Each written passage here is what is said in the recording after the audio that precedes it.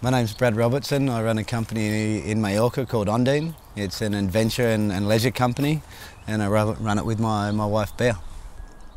Marine conservation has been something that I've been very interested in for a long time, obviously being a dive instructor with history working on the dive boats in Australia in Cairns. The attitude of local people towards marine conservation here in Mallorca has been overwhelmingly positive, but there's not a lot of people doing it.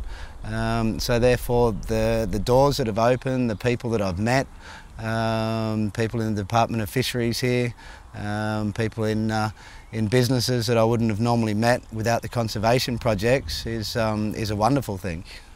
Sacrifices I've had to make to begin conservation projects here in Mallorca. Time would be a big sacrifice. Basically any time that I'm not working with the business, I'm working on conservation projects, which in turn affects my personal life with my wife, which can get pretty tough. It puts a lot of pressure, there's a lot of stress involved, there's not a lot of help. Financially, it's been an absolute nightmare financially. So there's a whole array of things that make it difficult. The Stingray survey. All right, well, about 18 months ago I found out that there was a population, a rather dense population of stingrays that frequent the Bay of Palma. Last year we went out for a couple of dives in a location not far from Palma Airport actually, and discovered that the stories of stingrays was true. And over the past 12 months I've been putting together a monitoring program. Obviously if we're going to think about protecting the stingrays that are here in Mallorca that are left, we need to understand what they're doing here first.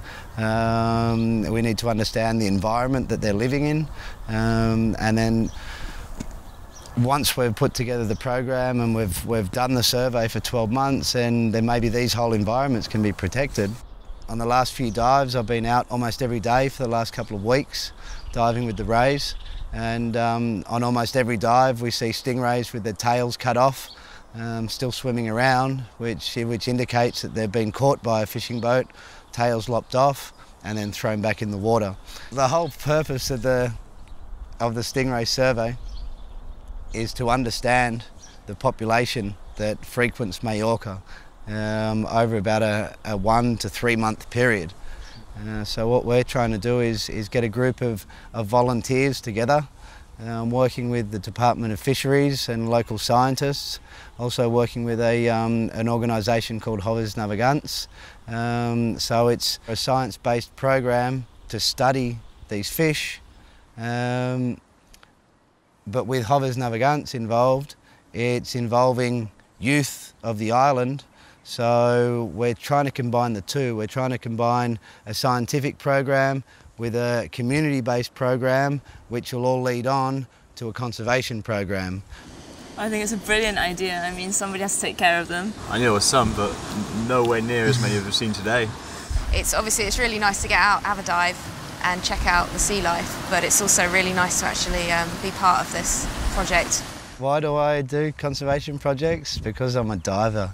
Because I'm a diver that loves to observe, interact with marine creatures, and there's not so many of them in the Mediterranean. And it would be really nice to see over the next 5, 10, 15 years a complete reversal on what's been happening in the Med, to species, whole environments recuperating, rejuvenating, regrowing, repopulating, and being able to take my clients, my divers, my friends, my dad for a dive in the Med, and they come out going, wow, that was cool, you know. Esta zona de aquí es una de las que, a través de distintos programas de investigación, sabíamos que hay abundancia de rayas en esta época del año. Probablemente esté asociado a un comportamiento reproductivo. Vienen tanto a aparearse como a parir las hembras. y en esta época del año pues es cuando más abundancia hay de esta especie de la pastinaca.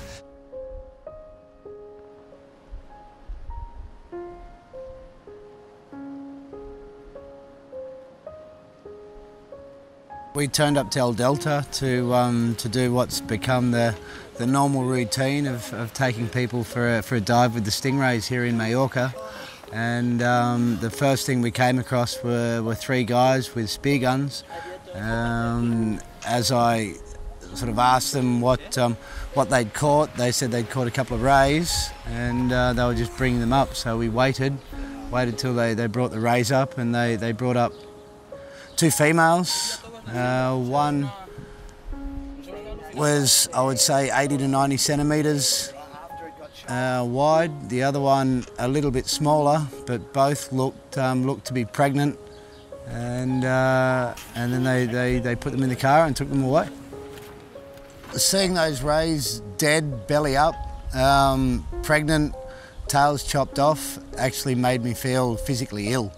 The chances are that they've shot it, and then the mother, trying to look after the young, give them the most chance to live, has given birth on the spot.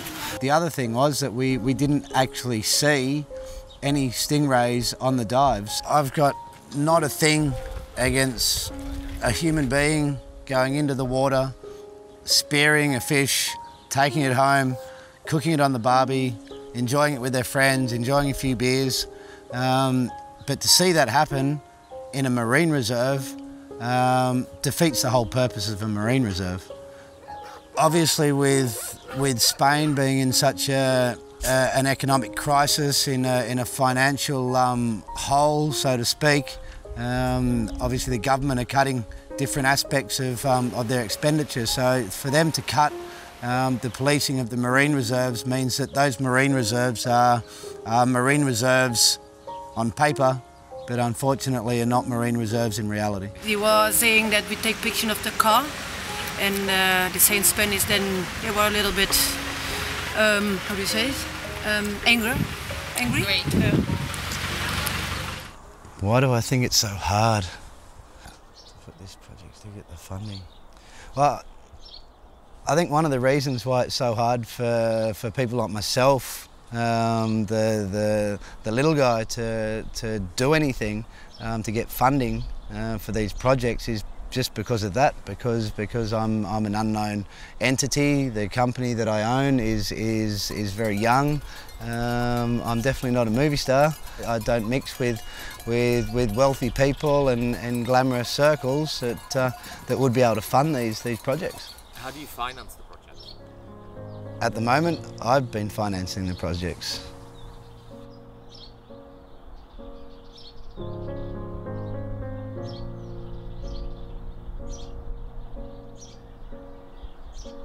We saw what could be quite possibly the biggest stingrays I've ever seen, within 5 or 10 metres of each other.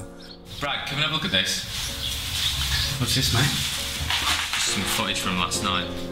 Big ray. How big is that? It was absolutely phenomenal. I mean, if you saw these things somewhere else in the world, you'd be absolutely mind blown. But seeing these things in Mallorca is just completely out of this world. We had a phenomenal night dive prior to seeing these two massive rays. We saw loads and loads of marine life. We saw octopus, we saw cuttlefish, we saw little tiny baby cuttlefish that were about this big. We saw nudibranchs, we saw smaller rays. Everyone was having a wonderful dive. It was quite a long dive, and then on the way back to our exit point, I came across a very large rough-tail ray.